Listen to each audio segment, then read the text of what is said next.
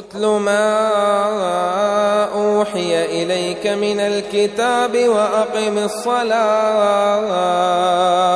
إن الصلاة تنهى عن الفحشاء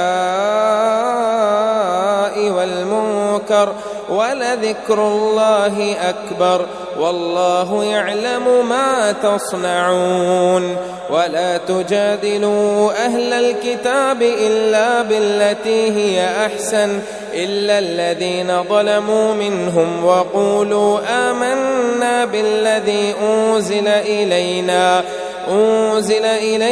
وأنزل إليكم وإلهنا وإلهكم واحد ونحن له مسلمون وكذلك أنزلنا إليك الكتاب فالذين آتيناهم الكتاب يؤمنون به ومن هؤلاء من يؤمن به وما يجحد بآياتنا إلا الكافرون وما كنت تتلو من قبله من كتاب ولا تخطه بيمينك إذا لارتاب المبطلون بل هو آيات بينات في صدور الذين أوتوا العلم وما يجحد بآياتنا إلا الظالمون وقالوا لولا أنزل عليه آية من ربه قل إنما الآيات عند الله وإنما أنا نذير مبين أولم يكفهم أنا أنزلنا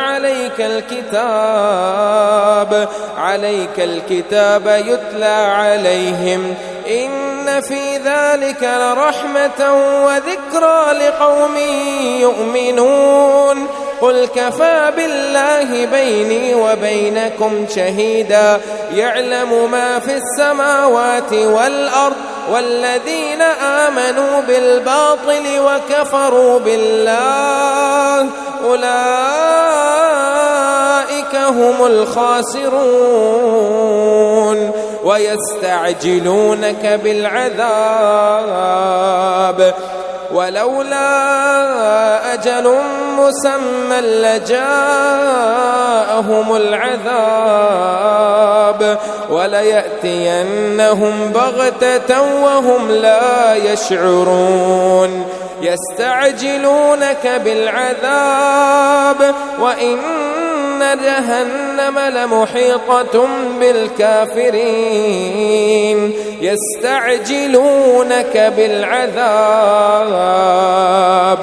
وإن جهنم لمحيطة بالكافرين يوم يغشاهم العذاب من فوقهم ومن تحت أرجلهم ويقول ذوقوا ما كنتم تعملون يا عبادي الذين آمنوا إن أرضي واسعة فإياي فاعبدون كل نفس ذائقة الموت ثم إلينا ترجعون والذين آمنوا وعملوا الصالحات لنبوئنهم من الجنة غرفا تجري من تحتها الأنهار خالدين فيها نعم أجر العاملين الذين صبروا وعلى ربهم يتوكلون وكأي من دابة لا تحمل رزقها الله يرزقها وإياكم وهو السميع العليم ولئن سألتهم من خلق السماوات والأرض وسخر الشمس والقمر ليقولن الله فأنى يؤفكون الله يبسط الرزق لمن يشاء من عباده ويقدر له إن الله بكل شيء عليم ولئن سألتهم من نزل من السماء ماء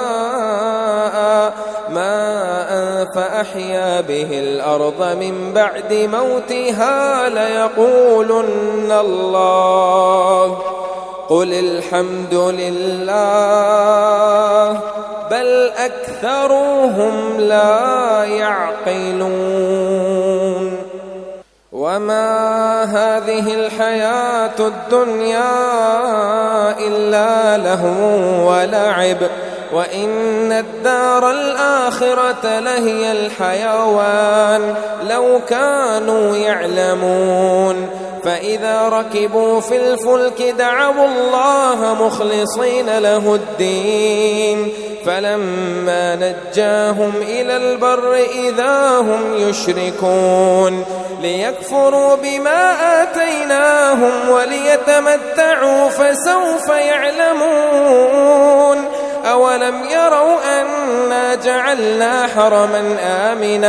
آمنا ويتخطف الناس من حولهم أفبالباطل يؤمنون وبنعمة الله يكفرون ومن أظلم ممن افترى على الله كذبا أو كذب بالحق لما جاءه أليس في جهنم مثوى للكافرين والذين جاهدوا فينا لنهدينهم سبلنا وإن الله لمع المحسنين